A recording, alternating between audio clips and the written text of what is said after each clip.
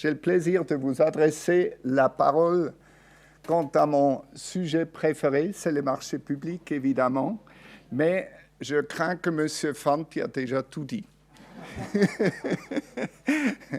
Alors, j'ai le choix entre scandale, crise et histoire de succès. Qu'est-ce que vous préférez? Donc, je vous propose l'histoire de succès. Je vous prie d'ores et déjà d'excuser ma maîtrise lacunaire de la langue française. J'ai déjà signalé ça à Mme Mathias. Elle a dit « L'audience va valoriser votre effort. » Alors, on y va. La nouvelle législation sur les marchés publics, un changement de paradigme, oui ou non? C'est quand même un peu particulier qu'en Suisse romande, la manière de discuter la réforme du droit des marchés publics est très, très différente de ce qui est discuté en Suisse allemande. Ça fait qu'il y a un peu un cartel des juristes romands qui ne veulent pas qu'un Suisse allemand entre dans leur domaine. Et de l'autre côté, c'est la même chose pour les Suisses allemands. Mais d'autant plus c'est important d'avoir un échange de vues entre les juristes des différentes parties du pays. Alors, on commence avec la question, qu'y a-t-il de spécial dans la réglementation des marchés publics? Comment on peut décrire la révision de la loi sur les marchés publics et de l'accord intercantonal? Les trois visions possibles du domaine. L'offre la plus avantageuse, ça veut dire que maintenant il y a le nouveau, disons, la phrase principale, c'est l'avarice n'est plus cool. Il n'est plus que l'argent qui compte, mais c'est la qualité. Et ça, c'est très important. Et donc, ça mène directement à l'achat durable selon la nouvelle loi. Et bien sûr, j'oserais jamais d'éviter le sujet intégrité et gouvernance dans notre contexte ici. Vous verrez que la durabilité et la gouvernance, c'est des sujets liés, selon moi. Et ça, il faut vraiment le comprendre, et c'est le message que j'aimerais bien faire passer. Alors, qu'y a-t-il de particulier dans la réglementation des marchés publics? Ceux qui connaissent le droit administratif économique savent que c'est toujours l'État qui fait la supervision des entreprises qui risquent de faire quelque chose qu'elles ne devraient pas faire. Hein? Ça, c'est la situation normale. L'État fait la supervision, la régulation, et les entreprises sont les concernés. Les marchés publics, c'est différent, puisque qui est régulé par la loi sur les marchés publics? C'est l'État, c'est l'acheteur, c'est l'autorité, c'est le pouvoir adjudicateur, comme on dit en français de juriste. Alors, ça, c'est quelque chose de très particulier. Et déjà pour ça, la rhétorique classique de la nouvelle zurichoise ne s'applique pas à notre domaine, puisque ce n'est pas les entreprises qui sont régulées, mais c'est l'État, et ça change la donnée de manière absolument significative, selon moi. Alors, pourquoi il faut une législation sur les achats publics? Les entreprises ont des achats aussi. Nous tous faisons des achats chaque jour, plus ou moins. Et là, il ne faut pas une loi. Le problème, c'est que les économistes, aussi bien que les juristes, pensent que l'État n'est pas en mesure d'agir selon une économie normale. Il a tellement d'incitations dans la fausse direction que le comportement de l'État n'est pas économique au sens qu'on le connaît dans l'économie. Et c'est pourquoi il faut une réglementation. Ça, il faut le savoir, et comme ça, on comprend tout de suite ce qui va suivre dans le prochain slide. Voilà. Si on n'a pas ça, ça on a déjà vu. Voilà. Voilà. Alors, qu'est-ce que c'est l'objet de cette réglementation? Il nous faut l'ouverture du marché, il nous faut la compétition, et en plus, Disons, dans les années 90, on a dit, si on fait l'ouverture du marché, compétition axée sur le prix, tout est bon. Ça, c'était le système néolibéral des marchés publics. Ça, c'était l'idée, disons, dominante dans les années 90 du dernier siècle. Et aujourd'hui, nous sommes quelque part tout à fait différents. Les mots-clés de la nouvelle loi, c'est la qualité, la compétition axée sur la qualité, l'innovation et la durabilité. C'est tout autre chose. C'est pourquoi je dis un changement de paradigme. Et ça implique la gouvernance aussi bien que la durabilité. Ça, on peut voir déjà dans le droit de l'OMC. Ce n'est pas que le droit suisse qui évolue, mais c'est aussi le droit international. Le droit de l'OMC, plus précis, l'accord sur les marchés publics OMC 2012 dit, alors vous connaissez la discussion des trade and issue. Donc, les économistes et les juristes du SECO nous disent, si on discute du trade, il n'y a rien d'autre qui importe, ni durabilité, ni gouvernance. C'est tout des trade and issues qui ne sont pas relevants pour le trade. C'est pourquoi l'accord bilatéral avec l'Indonésie était aussi particulier, puisque là, on voyait très bien que la durabilité et la gouvernance ont pris leur place, ce qui c'était, selon le SECO, l'exception à la règle, cédant à la pression de la société civile. Et ils ont bien précisé que c'est une exception, ça ne va pas être la politique du futur. Et ça, c'est intéressant. Et l'OMC a fait déjà ce pas en intégrant une vision plus globale des choses. Donc, l'OMC dit, dans l'accord sur les marchés publics, ce n'est pas que l'ouverture de marché, mais c'est aussi la gouvernance, l'intégrité et la durabilité. Donc, nous avons la chance de nous trouver dans un domaine où déjà le cadre international est favorable à nous développer d'une manière qui est apte pour le futur. Ça, c'est une vraie chance et il faut saisir cette occasion. Par exemple, Madame l'a mentionné, l'OMC a fait un symposium sur les marchés publics durables et ça déjà en soi était à l'époque une sensation, puisque le SECO a dit on ne veut pas entendre parler de ça. Et en plus, on n'est pas d'accord que vous invitez M. Steiner, qui est un vrai progressiste. Alors, si on peut empêcher ça, on aimerait bien. Alors, le problème, c'est que là, il y a une préimplication. J'étais déjà l'expert pour le Parlement européen. Là, on voit déjà mon veston, qui n'est plus tellement à la mode aujourd'hui, je dirais, mais laissons ça de côté. Mais à côté, c'est Mme Heide Rühle, membre du Parlement européen. Et ça, c'est une femme sensationnelle. Elle était la dirigeante de la réforme du droit des marchés publics au niveau européen. Elle a dit, il nous faut qualité, durabilité, innovation comme mots-clés des nouvelles directives au niveau européen. C'est les fameuses directives 2014. Et c'est elle qui est à la base de tout ce concept. Alors, c'est logique que je prends ça pour le raconter à l'OMC, et c'est aussi logique que je prends ça pour en parler en Suisse. C'est clair. Alors, les Européens ont dit qu'il faut absolument finir avec l'avarice est cool. En allemand, Geiz ist nicht mehr geil. L'avarice n'est plus cool. Ça, c'est l'idée de la réforme. C'est pourquoi on a dit maintenant, on veut une concurrence axée sur la qualité. Et le droit européen a fait ce pas d'une manière très, très claire. Et on va voir le développement, mais je vous épargne la discussion du futur des directives puisque c'est un peu trop compliqué.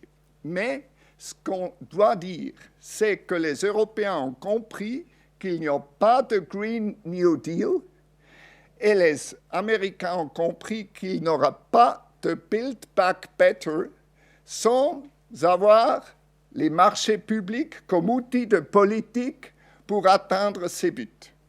Et ça, c'est la leçon principale qu'il faut retenir aussi bien des discussions au sein de l'OMC, des discussions au niveau européen, et pas encore vraiment, disons, portées devant en Suisse. Là, il faut encore faire un pas pour voir le cadre plus übergeordnet, on dit en allemand, plus global, la vision plus globale pour rendre attentifs les politiciens à l'importance des marchés publics pour atteindre les buts de chaque politique de climat, quelle qu'elle en soit.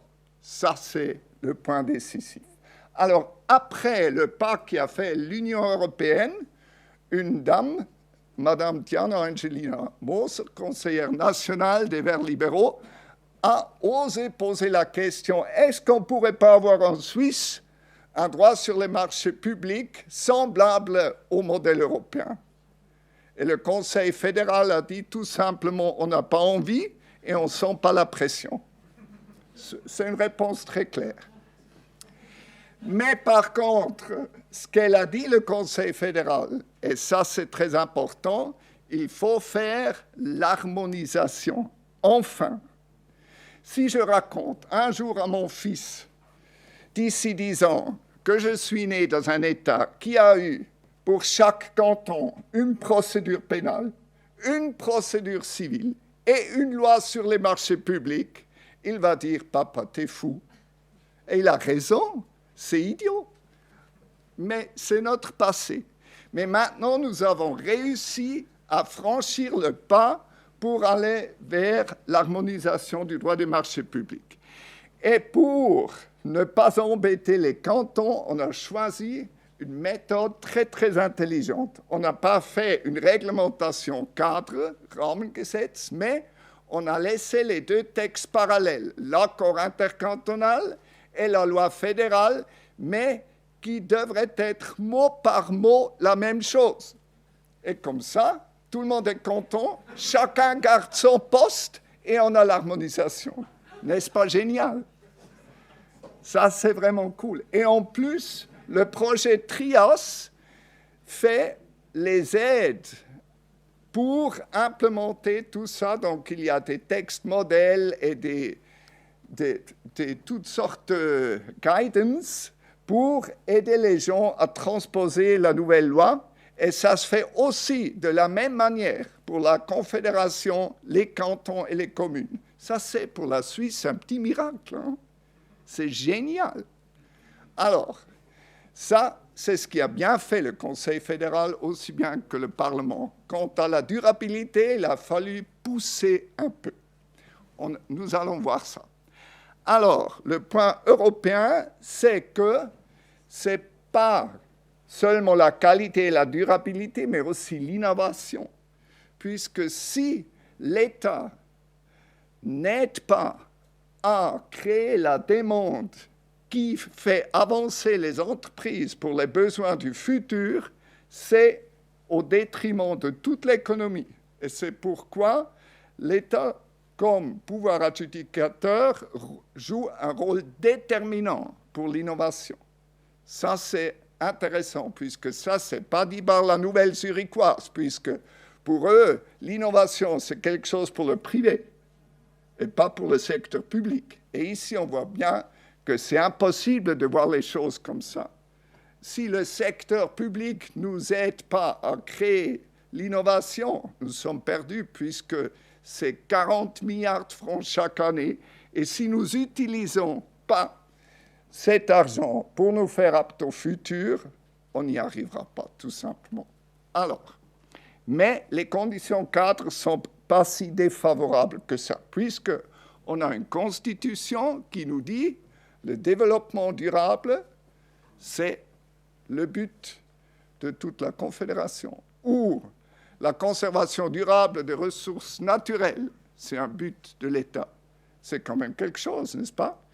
Mais ceux des marchés publics ne s'intéressaient pas à ça, puisque l'ancienne loi était avant et la Constitution venait après, donc peu importe. C'est une pensée très intéressante. Et maintenant, on vient au monde des idées des différents acteurs dans le domaine. Étant petit, je voulais devenir archéologue. Donc, je suis allé à Avenches en vélo pour me... C'était toute une été pour faire des fouilles. Et monsieur l'archéologue cantonal m'a dit, Marc, ce n'est pas les fouilles tout d'abord. Tout d'abord, tu dessines ce que tu vois, les couches. Tu décris les couches, tu fais une numérotation, et après, si tu trouves quelque chose, tu fais un protocole dans quelle couche tu as trouvé, et comme ça, on peut donner à tout ça une structure. Et ça, nous faisons avec la politique du droit des marchés publics. La couche 1, c'est ce qu'il pense M. Thomas Burkherr de l'UTC. Le marché intérieur n'est pas très dynamique. L'ouverture du marché n'est pas l'objectif principal. Népotisme, protectionnisme, accord de cartel. Tout simplement dit, les grisons, c'est nous tous. Ça, c'était la idée prédominante des années 80 du siècle passé. Et c'est pourquoi on a créé la loi qui est entrée en force le 1er janvier 1996 pour briser ça. Et briser ça en faveur de la couche 2, qui est ce que j'appellerais la réglementation néolibérale. Et cette réglementation néolibérale, il nous fallait, puisque nous ne sommes pas entrés dans l'espace économique européen. L'idée, c'était d'acheter tout ça adhérent à l'espace économique européen. Nous savons bien, ça n'a pas marché. Et comme ça, on a bricolé quelque chose pour substituer à cette adhésion. Donc, ça veut dire qu'il fallait une loi sur le marché intérieur, loi sur les cartels, accord de l'OMC relatif au marché public, LMP, IMP et tout ça. L'idée derrière, c'est si on ouvre le marché, on intensifie la compétition et surtout la compétition axée sur le prix, on va sauver le monde de la couche 1. Le problème, c'est que cette couche 2 a tellement des dégâts collatéraux que c'est absolument néfaste pour société et planète. Donc, un jour, on a compris qu'on ne peut qu'à continuer comme ça. Il faut une nouvelle philosophie, ce qui est la couche 3. Ce qui est maintenant le consensus au sein de l'OMC, l'Union européenne et la Suisse. Gouvernance, concurrence axée sur la qualité, l'avarice n'est plus cool, durabilité, innovation. C'est la couche 3. Et ce qu'il faut être attentif, qu'il y a des camouflages. Il y a des radicaux qui racontent dans les journaux couche 2 et qui pratiquent couche 1.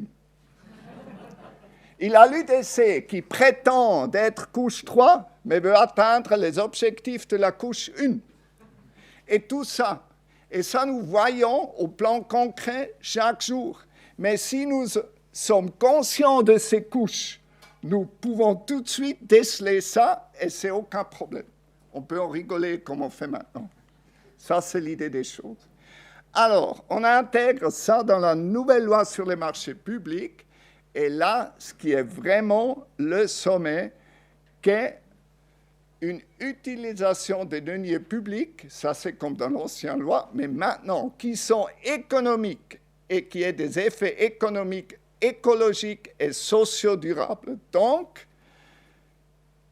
l'utilisation économique des deniers publics inclut déjà la notion de la durabilité comme but et objectif de la loi. Et ça, c'est le changement de paradigme. C'est vraiment quelque chose de différent. Il est évident que l'économie suisse ne voulait pas de ça. Je vais vous en parler. Conflit entre les objectifs du droit des marchés publics. Le problème, c'est que ces différents objectifs aussi, l'utilisation économique des deniers publics et la compétition, ça a des conflits entre les différents buts. Et le problème, c'est qu'il faut en être conscient qu'il y a ces conflits. Et on peut vivre avec, il n'y a pas de mal, mais il faut le faire transparent, et comme ça on y arriverait sans problème. Mais il faut être conscient qu'on gère des conflits d'intérêts entre les différents buts de la nouvelle législation. Alors, l'offre la plus avantageuse économiquement, ça c'était la formule d'adjudication pour l'ancienne loi. Et ça, c'est le problème, qu'il y a quelques-uns et quelques-unes qui ont pensé, alors c'est que le prix qui est relevant. Et ça, c'est une faute, une erreur très grave, puisque ça donne un système d'incitation tout à fait faux. Alors, le problème, c'est que aussi ceux qui ont, les soumissionnaires ont compris, et ils ont écrit dans leur offre, en raison de la pondération du prix, nous avons proposé la solution conventionnelle. Donc, si vous avez une différente pondération, je pourrais vous offrir quelque chose de plus intelligent. Ça, c'est la traduction de cette phrase. Et ça démontre très bien où est le problème. Alors, c'est pourquoi dans la nouvelle loi, c'est clairement dit, le pouvoir adjudicateur fait l'adjudication à l'offre la plus avantageuse, sans économiquement. En allemand, das vorteilhafteste Angebot. Ça veut dire la qualité, c'est la chose importante, et pas le prix. Et ça change la donnée entièrement. Ça, c'est toute une autre philosophie, et ça, il faut vraiment le voir et comprendre. Ça mène au prochain sujet. Qu'est-ce qu'on fait si on est confronté à un prix anormalement bas d'une offre? Selon le droit ancien, on pouvait le prendre puisque la compétition axée sur le prix, c'est une bonne chose, et même le dumping, c'est cool puisque ça intensifie la compétition. C'est cool, non? Alors, la nouvelle loi nous dit, si vous êtes confronté comme pouvoir adjudicateur à un prix anormalement bas, il faut poser la question, comment toi, soumissionnaire, tu fais ça à ce prix-là? Je veux des explications. Et ça change le jeu complètement, puisque ça donne un autre système d'incitation pour déposer les offres. Alors, la perspective à long terme, ça c'est ce qui prévaut. C'est pourquoi, si je donne plus de poids à la qualité, les soumissionnaires de la Suisse ont plus de chances, puisqu'ils ne font pas la compétition axée sur le prix, mais la compétition axée sur la qualité. C'est pourquoi tous ceux qui sont Werkplatz Schweiz, donc les architectes, le bois, textile, la construction, ils étaient très pour l'offre la plus avantageuse, donc la compétition axée sur la qualité, puisque ça leur aide. Donc, les entreprises qui représentaient les intérêts des soumissionnaires ont cassé l'économie suisse sur le plan politique. Vous voyez la chose. Ce n'étaient pas les gauchistes, mais les associations d'entreprises. Alors, l'industrie textile a vu, par exemple, que le dumping, ce n'est pas cool. Ceux qui sont au Parlement vont se souvenir de l'affaire Commission d'économie Landolt, cette semaine même, c'était 22-3019, le vote qui était un succès pour les standards minimums au niveau social dans la chaîne de livraison globale. Et c'est là aussi que les entreprises, les associations d'entreprises ont aidé à vaincre l'économie suisse et le SECO. Alors, on essaye de se faire un profil de la situation. Le monsieur qui est en gris là, ça c'est le lobbyiste en chef de l'économie suisse. Il veut bien sûr ouverture de marché, compétition axée sur le prix, argent. Mais l'industrie de bois, représentée par Mme Flöki-Grbani, conseillère nationale UDC d'Argovie, elle veut pas de dumping. Monsieur Flach, représentant des architectes et d'ingénieurs, il veut une compétition axée sur la qualité. La même chose vaut aussi pour l'autre monsieur, Hans Wicki, il est le président Construction Suisse. Donc, Madame Flückiger-Bani, monsieur Flach et monsieur Wicki, ensemble, ont pris le département de finances avec eux et ont vaincu l'économie suisse. C'est génial, n'est-ce pas? OK. Le résultat, messieurs, dames, c'est que maintenant, une sorte de baignoire anti-dumping. Une baignoire anti-dumping consistant d'un aspect social, ce qui est la partie rouge, standard minimum au niveau social, et la partie jaune, c'est le traitement de prix anormalement bas, et la partie verte, c'est les standards minimum d'écologie. Vous n'osez pas croire que le Conseil fédéral a donné une proposition pour la nouvelle loi sans la partie jaune et sans la partie verte. C'est idiot. Comme ça, la baignoire anti-dumping ne peut pas jouer. Si on n'a pas tous les trois aspects, on ne peut pas se baigner, puisque l'eau va couler et se perdre.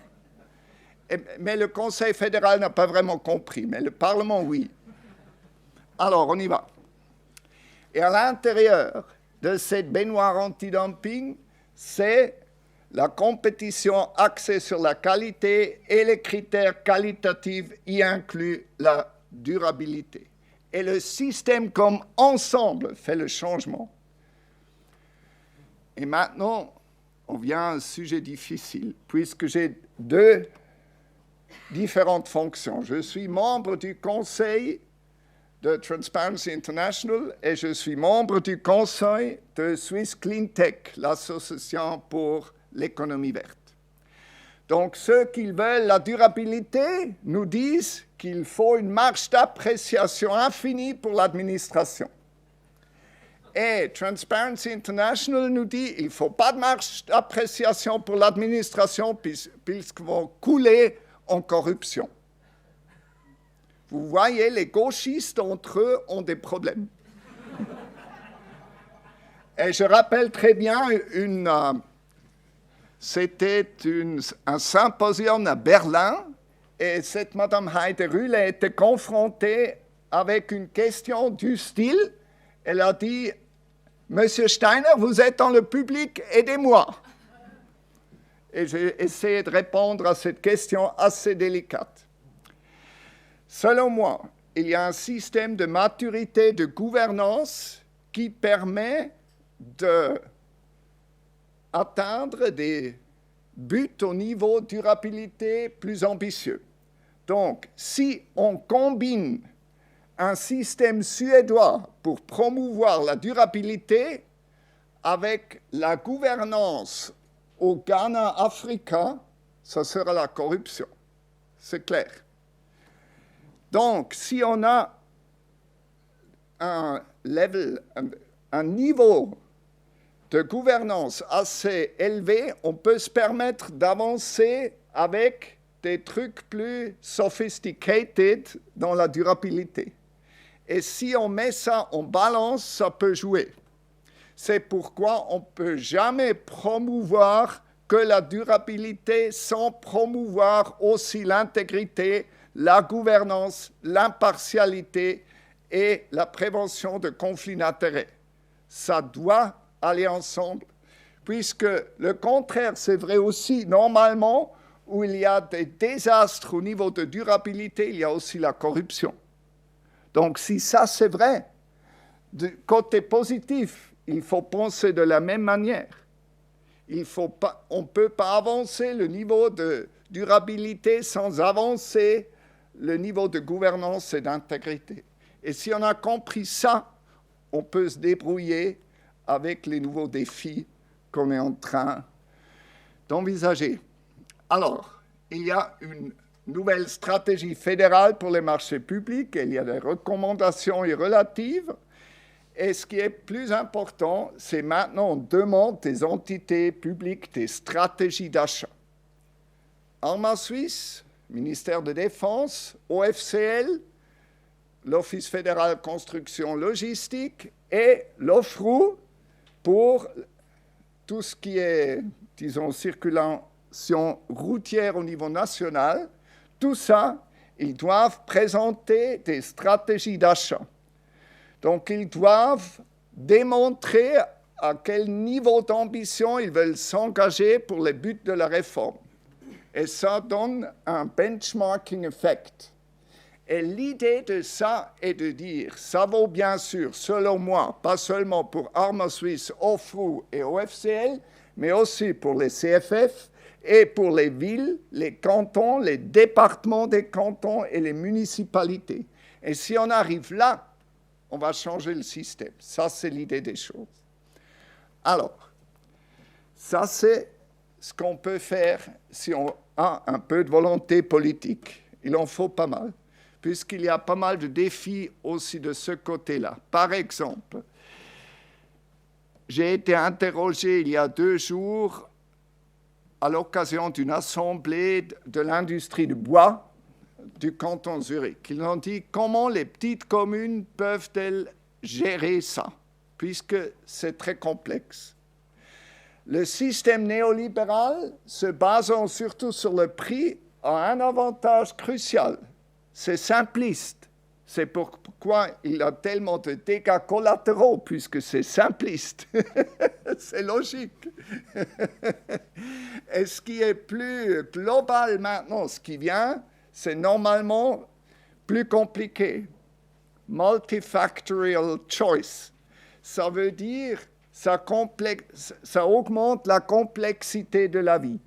Et comment on peut faire comme petite commune pour faire face à ce défi? J'ai dit, si vous avez une commune vraiment petite, il faut penser à des associations d'achat regroupant plusieurs communes, puisque sinon, on n'y arrivera pas. J'aime bien que les petits rois de village n'aiment pas m'entendre parler de ce sujet, j'en suis bien conscient.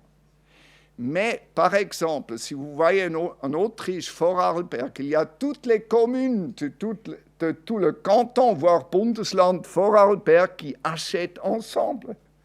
Avec un petit peu de volonté politique, ça peut se faire. Et moi, je suis persuadé que pour y arriver avec la nouvelle loi, il faut vraiment aller vers cette direction, même si quelques politiciennes et politiciens n'en seront pas d'accord de première vue. Il faut les convaincre. Mais ça, c'est un défi qui va nous coûter des années, j'en suis bien conscient. Alors, maintenant, on vient à la culture d'adjudication. C'est clair que dans le droit du marché public, il y a une marge d'appréciation qui est extrêmement large. Et ça, c'est voulu. Mais ça veut dire aussi qu'on est responsable de la culture d'achat qu'on a au sein de l'entité publique. Ça, ce n'est pas quelque chose qui se passe sans être remarqué pour le futur. Ça, quelque chose qui fait l'objet d'une stratégie et de la discussion publique avec les associations d'économie. De cette culture d'adjudication, on peut parler et on en porte une responsabilité politique. En allemand, je dis toujours, le passé, c'était gottgewolltes administratives Gewurstel. Ça veut dire la pratique administrative sur le terrain voulue par Dieu à justifier envers personne. Mais le futur, messieurs, dames, sera bien différent. C'est intègre et implique une responsabilité politique des dirigeants, des décideurs pour la culture d'entreprise en faisant la pondération des critères et l'évaluation des offres. C'est quelque chose qui doit se défendre sur le plan politique pour le futur.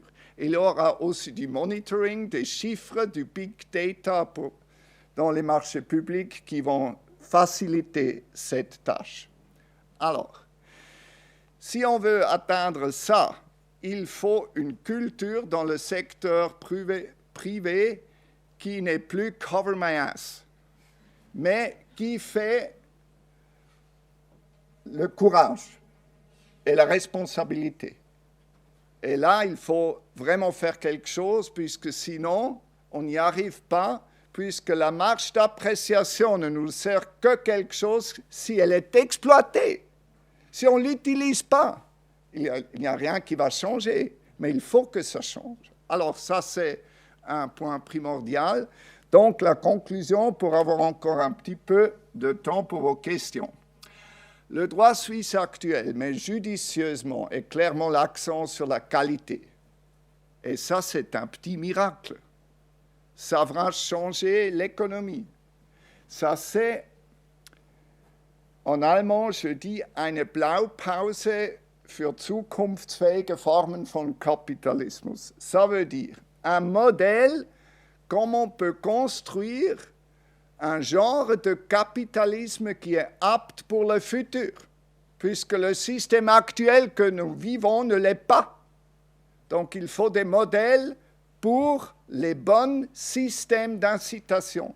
Et ça, c'est exactement dans le secteur public comme un expériment géant pour en arriver là. Ça, c'est l'idée des choses.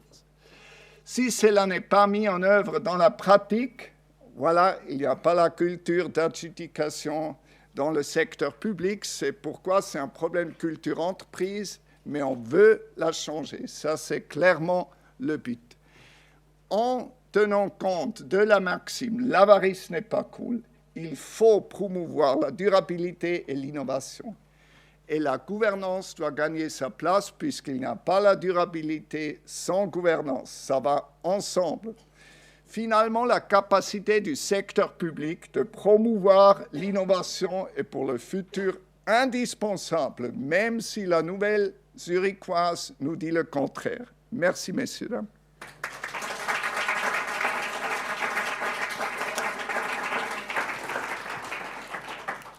Merci beaucoup pour cette présentation très stimulante. Y aurait-il des questions de l'Assemblée? Oui, au fond, ici aussi.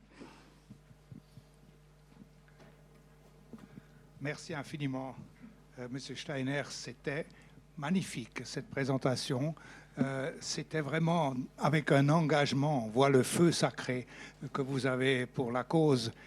Je fais ça depuis 17 ans et j'ai commencé comme petit fonctionnaire dans l'OFCL l'année 2003, ayant comme cahier de charge les préparatifs pour la réforme du droit des marchés publics. Donc ça fait 17 ans maintenant.